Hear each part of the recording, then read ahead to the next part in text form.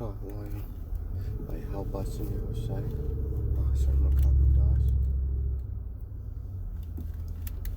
Double honors to the apostles, peace, blessing, mercy, and salutations to all the Akim out there teaching the truth and sincerity. I just I'm out here dropping off my daughter. She's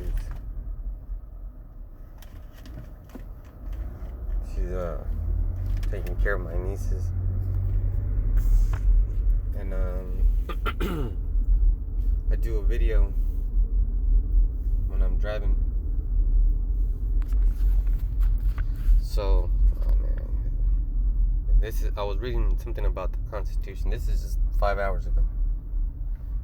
This is Benjamin Franklin's words. Slaves rather weaken than strengthen the state, and there is therefore some difference between them and sheep. Sheep will never make any insurrections. So sheep ain't never gonna revolt. So that's a true statement that this devil made. So the thing is, when you're wearing a mask and you're wearing it 24/7, the cameras at every location you go to, there's fucking cameras everywhere. First of all, you fucking don't know. The scripture says that he's gonna be watching like a leopard in a tree. That's these goddamn cameras. So they're watching you put on your mask, and then they say, "This is a sheep. Now we don't got to worry about this guy." But a slave is someone that can obtain their freedom,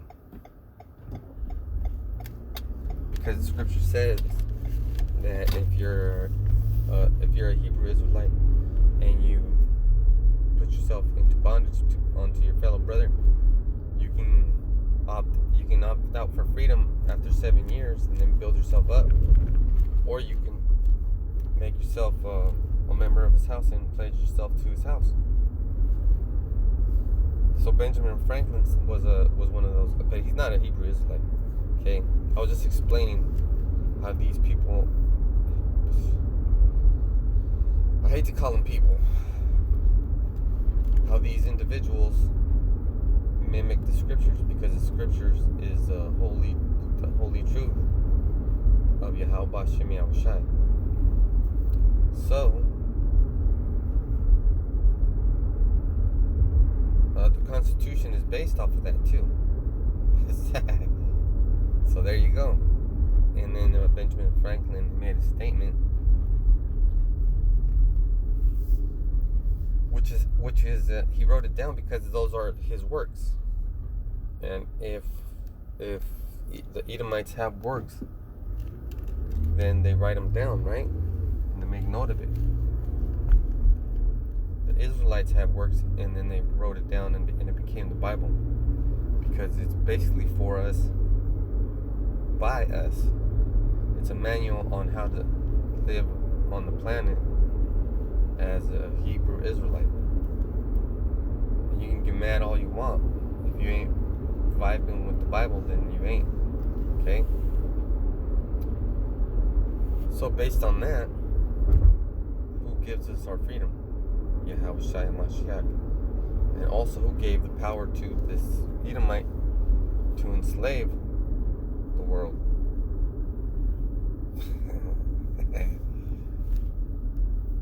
That's why we give double honors. Man, that's why we do it.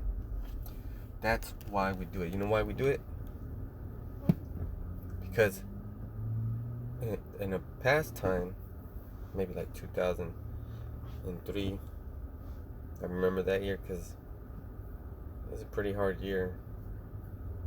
I was working three jobs to get this house that I'm at right now.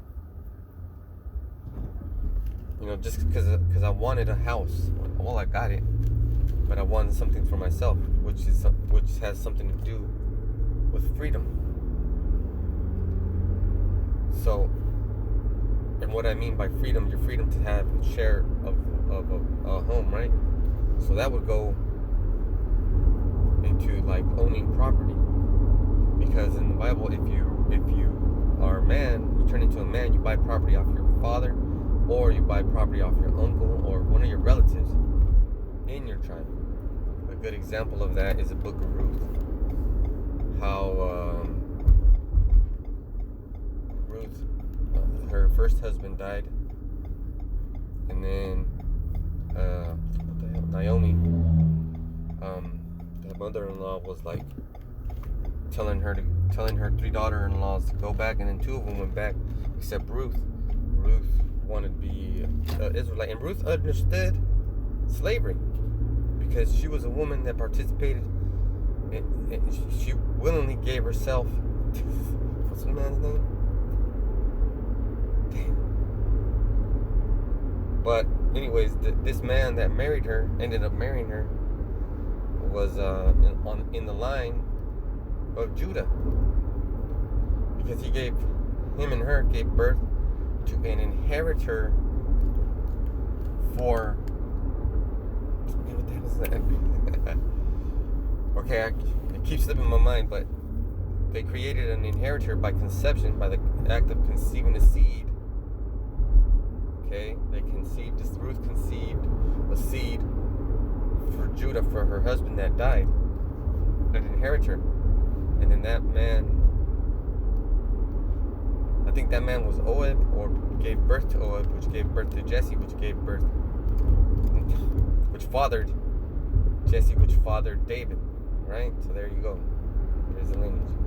And there's your inheritor.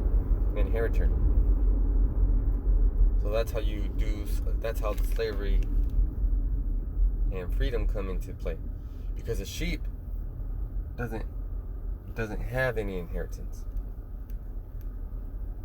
Although we are sent as sheep amongst wolves, we're his sheep.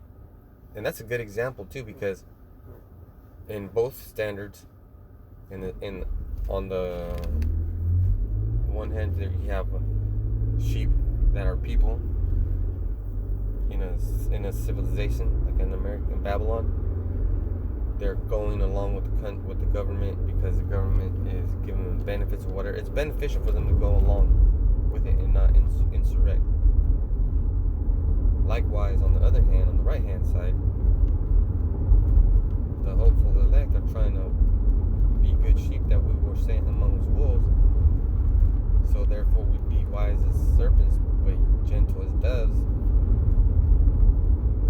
And that's being a dragon right there. That's being a dragon. Because Quetzalcoatl was a dragon. Man, you're learning how to be a dragon. That's how it is, man. You're learning how to be a dragon. Yes, sir. So, and the dragon is super intelligent, supreme in intelligence. Alright, that's the mythicism behind it. So now Benjamin Franklin was making mention that sheep, you 2/3, you Edomites, you other nations, you Babylonians, you won't insurrect, but a slave will.